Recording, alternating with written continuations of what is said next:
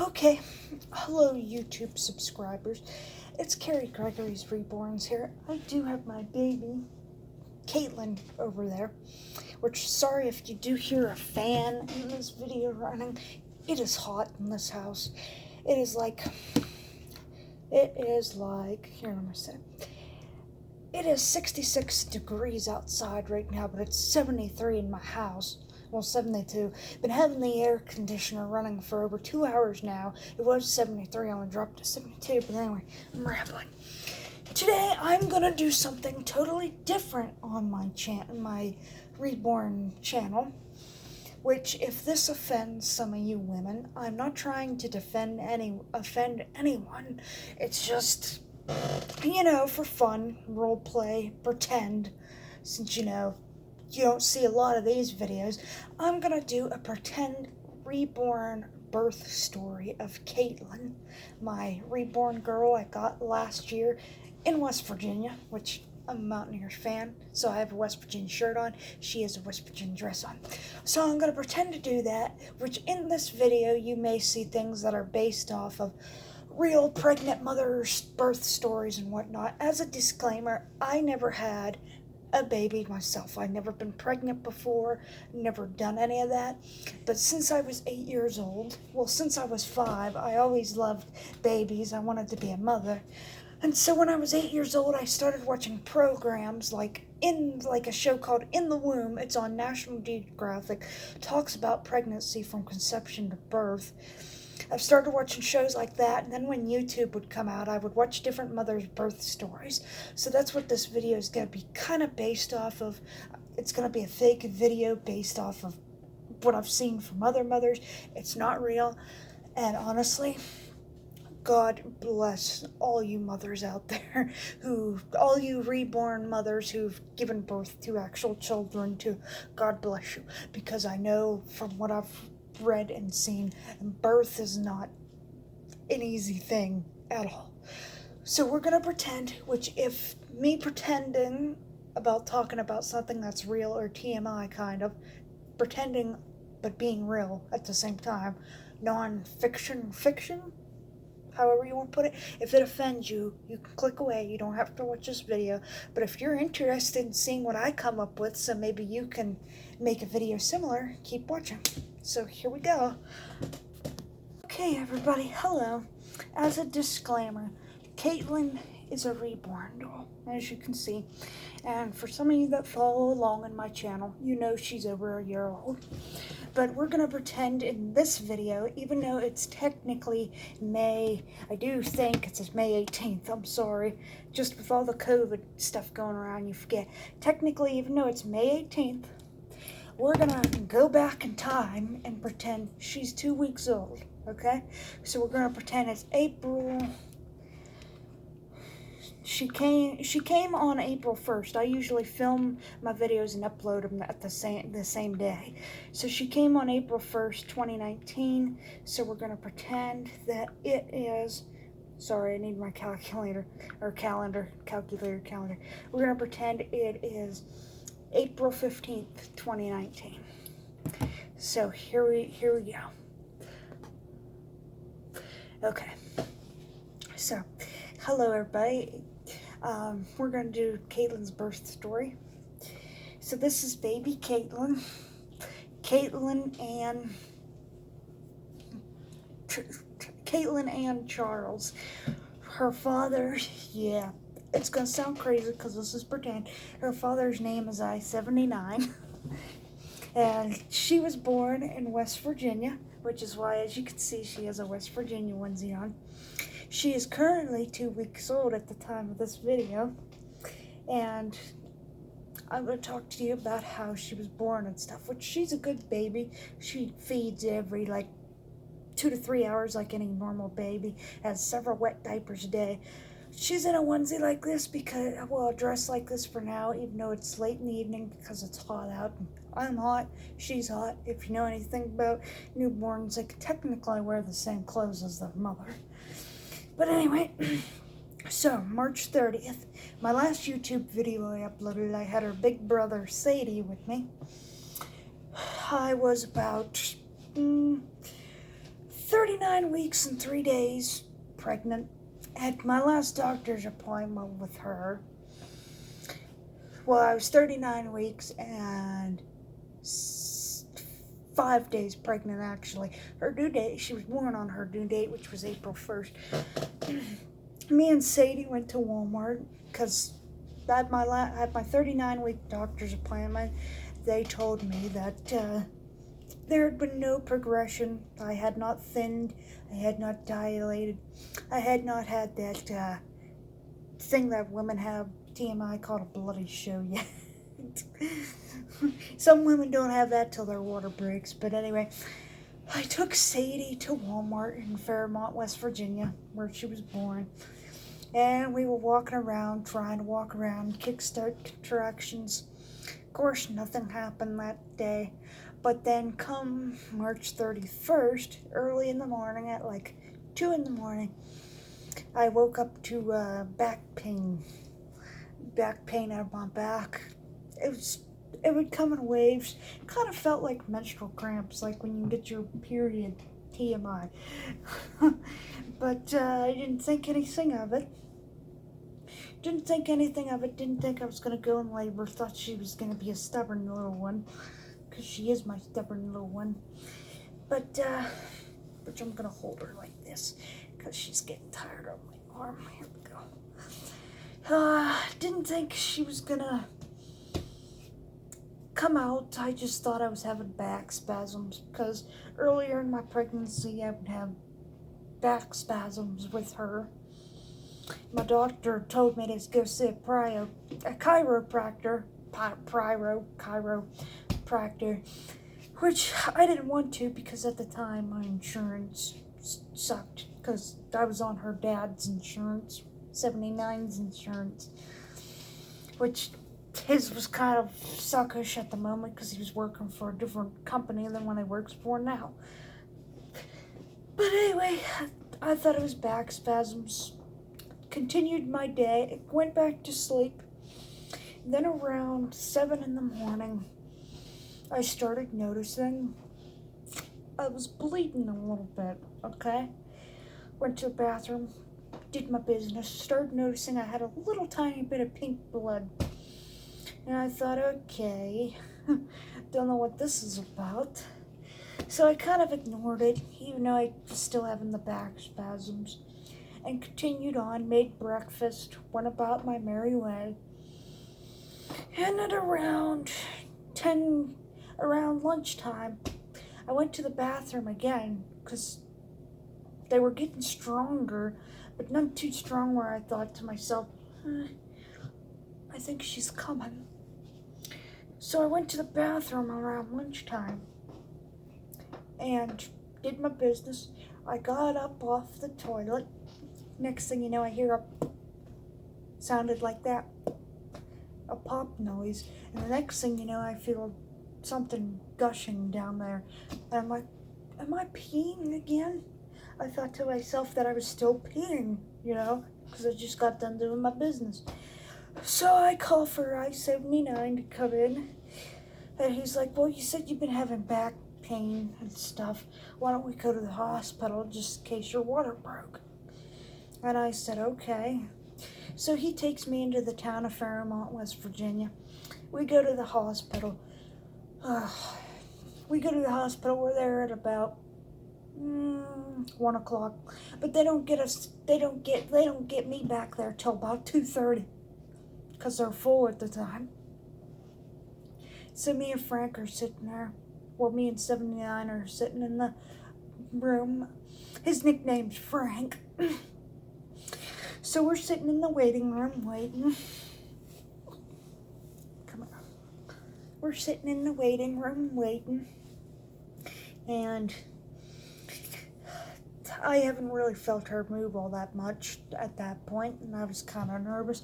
But I noticed the pains, too, after the gush of fluid were getting stronger and closer together.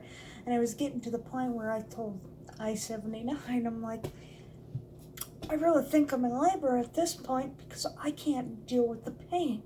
I really hope somebody sees me soon.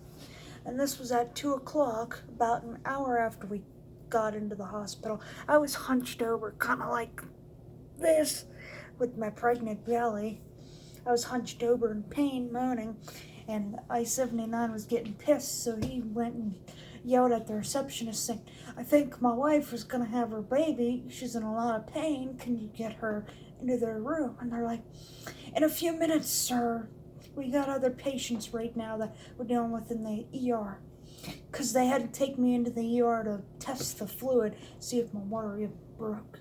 Okay. So finally they get me back there at 2:30. They test my fluid, make me pee in a cup, draw some blood, which they tried it in my right arm that I'm holding her in, but this is even in real life. Needles don't work for me in that arm anymore. Because I was in counseling a long time ago when I was little, the doctors drew blood several times and ruined a different story for a different day.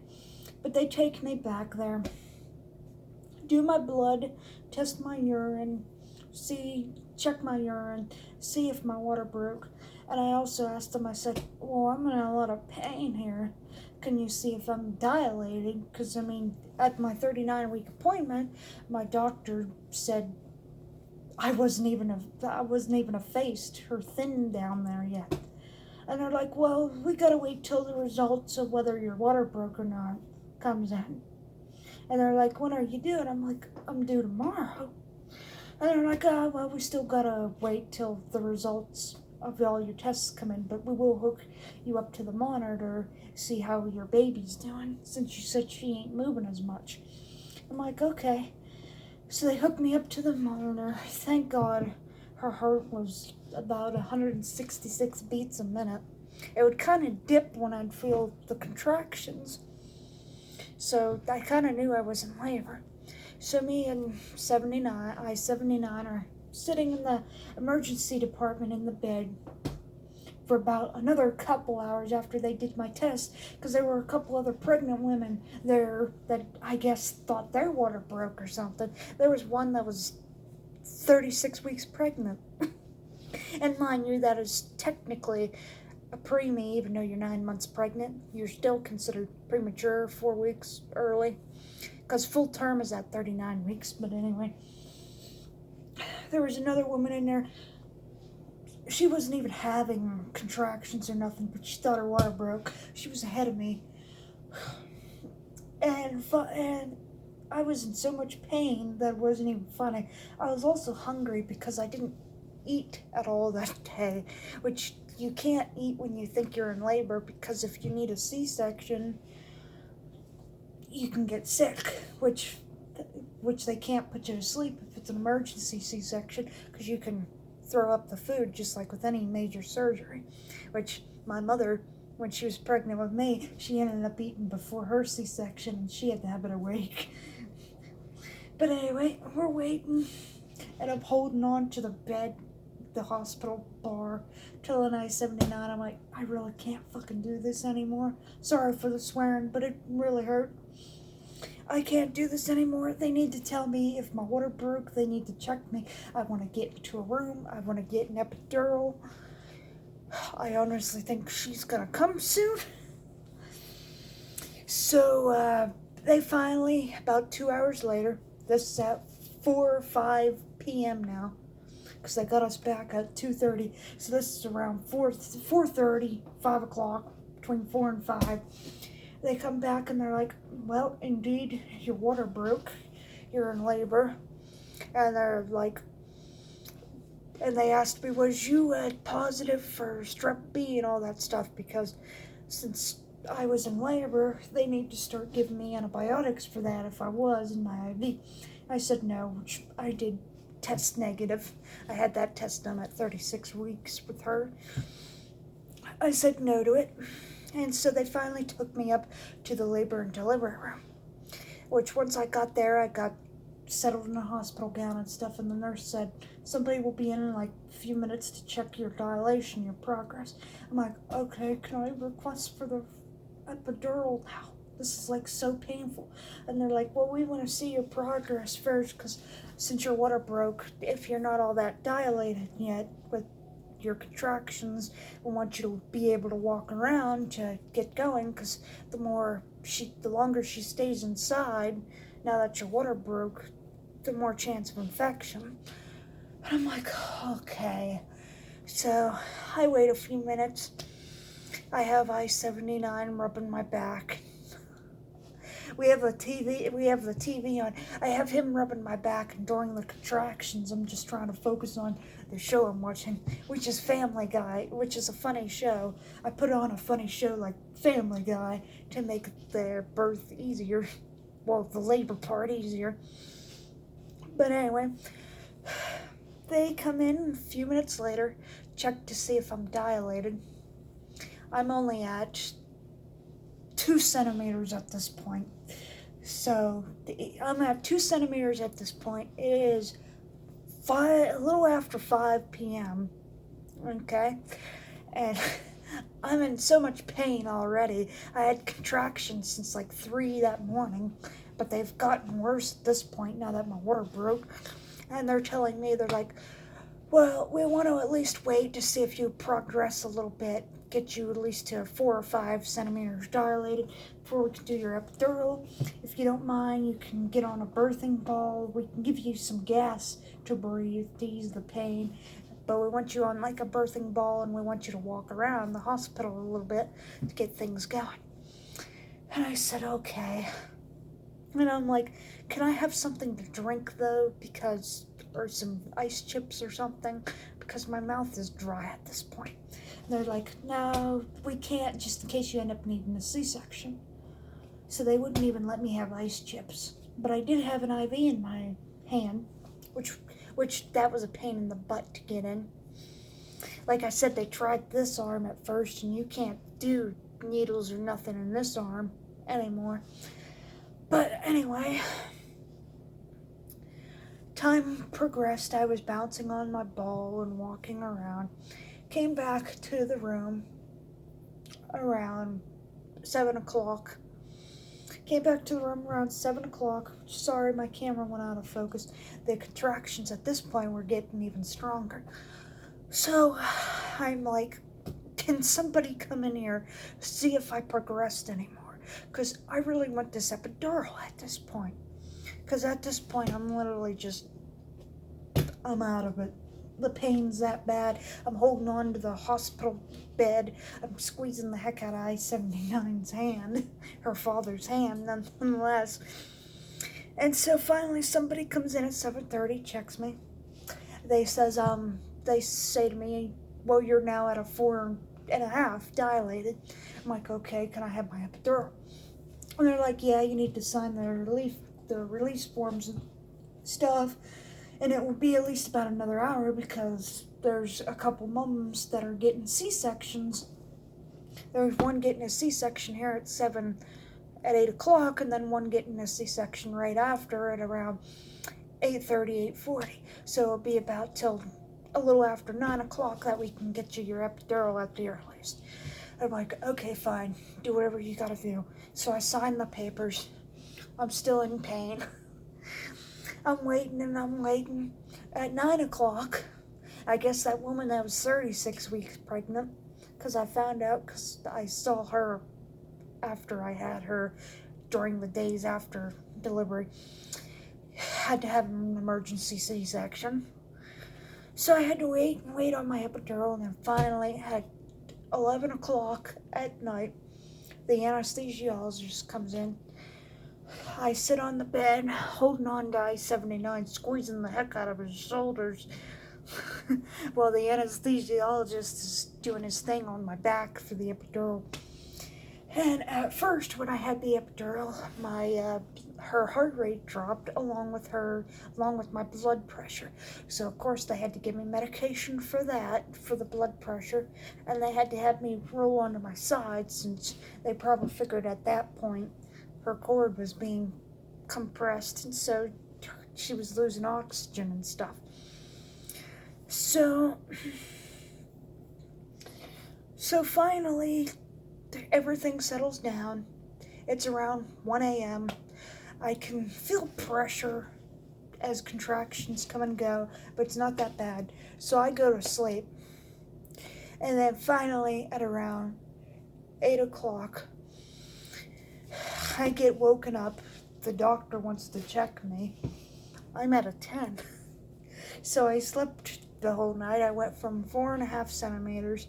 Well, they did check me before they did the epidural, and I went to 5. So I went from 5 centimeters dilated at 11 o'clock at night to 10 centimeters by 8 in the morning. 8 in the morning, April Fool's Day. So this little one is a joke. And so they're like, you need to start pushing. We need to get you ready to start pushing. So I started pushing. Let me tell you something. It took about, with Sadie, he came out quickly because he was smaller than this little one. It took me maybe a half hour to push him out. This little one decided to take an hour and a half. She was born at 9:45 in the morning. About 9:45. Let me pause and get my notes here straight. Sorry guys, this video is kind of gonna be in 2 parts. But anyway, we're at the part where I finally gave birth to this little one. She was actually born at 10:52 a.m. I looked on my phone because I have a picture of her, aka in real life, her box opening, at 10:52 in the morning on April 1st. Which, for the sake of the video, we're going to pretend that I-79 took the picture. But anyway, so I pushed for basically 2 hours with her, which before, like about 10 minutes before she came out, the doctor said, well, you've been pushing for about 2 hours. She's starting to come down, but very slowly. We're going to push for about another half hour. If she don't come out, you're going to need a C-section. Which I thought to myself, I'm like, oh, come on, Katelyn. I've been put through enough for the past over 24 hours. Just come on out.